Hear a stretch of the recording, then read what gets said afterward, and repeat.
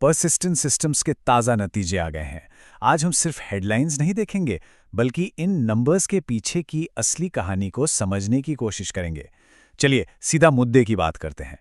Screen पर ये जो नंबर दिख रहा है 20.4%, ये कोई छोटा मोटा आंकड़ा नहीं है। ये है परसिस्टेंट सिस्टम्स के नेट प्रॉफिट में आया जबरदस्त उछाल, और वो भी सिर्फ एक तिमाही में। मतलब पिछले क्वार्टर के मुकाबले सीधा 20.4% की ग्रोथ। तो ये 20.4% असल में रुपयों में कितना होता है? चलिए इन आंकड़ों को थोड़ा और करीब से समझते हैं। देखिए, जब भी हम बॉटम लाइन या नेट प्रॉफिट की बात करते हैं, तो इसका सीधा सा मतलब है वो पैसा जो कंपनी के पास सारे खर्चे और टैक्स चुकाने के बाद बचता है। समझिए, ये कंपनी की टेक होम सैलरी है। तो रुपयों में बात करें तो कंपनी ने कमाए हैं 529 करोड़ रुपए। पिछले क्वार्टर में यह आंकड़ा था 439 करोड़, यानी कि सिर्फ 3 महीनों में सीधे सीधे 90 करोड़ रुपए ज्यादा। वाकई काफी प्रभावशाली है ना? तो सवाल ये उठता है कि इस शानदार ग्रोथ के पीछे का राज क्या है? ये हुआ कैसे? चलिए जरा कंपनी के फाइनेंशियल्स में और गहराई से उतरते हैं। किसी भी बड़ी और कामयाब कंपनी की कहानी रेवेन्यू से ही शुरू होती है। मतलब कंपनी के पास कुल कितना पैसा आ रहा है, इसे एक नदी की तरह सोचिए। जितना ज्यादा पानी बहेगा उतना ही अच्छा।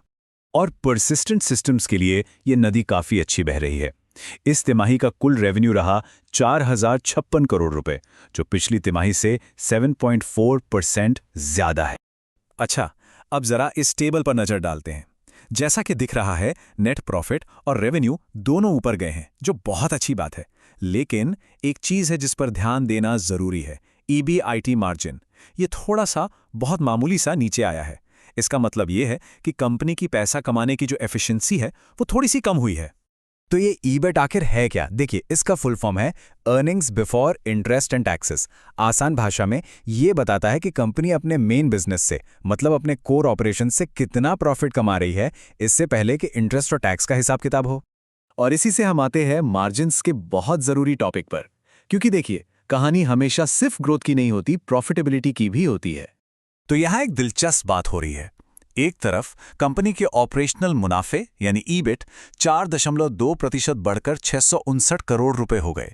लेकिन दूसरी तरफ ऑपरेशनल प्रॉफिट मार्जिन थोड़ा सा खिसक गया, 16.7% से गिरकर 16.3% पर आ गया। तो इसका मतलब क्या हुआ? बहुत आसान है। कंपनी कुल मिलाकर तो ज्यादा पैसा कमा रही है, लेकिन हर 1 रुपए की बिक्री पर जो मुनाफा हो रहा है वो थोड़ा सा कम हो गया है। चलिए, अब तक तो हमने पिछली तिमाही की बात की। अब जरा आगे देखते हैं कि भविष्य के लिए क्या संकेत मिल रहे हैं। $608 मिलियन, ये है इस तिमाही में मिली कुल ऑर्डर बुकिंग्स की वैल्यू। ये एक बहुत बड़ा आंकड़ा है। समझिए कि ये भविष्य की कमाई के लिए एक तगड़ा सिग्नल है। और कंपनी के CEO संदीप कालरा खुद कहते हैं कि Q4 उनकी लगातार 24वीं तिमाही थी जिसमें ग्रोथ देखने को मिली है। और वो इसका क्रेडिट अपनी AI फर्स्ट स्ट्रैटेजी को देते हैं, जो AI के बढ़ते चलन के साथ और मजबूत हो रही है। तो ठीक है, कंपनी अच्छा कर रही है, भविष्य भी अच्छा दिख रहा है। लेकिन उन लोगों का क्या जिन्होंने कंपनी में अपना पैसा लगाया है, यानी कि शेयर होल्डर्स का? देखिए, सीधी सी बात है, जब कंपनी के नतीजे मजबूत होते हैं तो अक्सर शेयर होल्डर्स को भी अच्छा डिविडेंड मिलता है। और परसिस्टेंट सिस्टम्स इस मामले में पीछे नहीं है।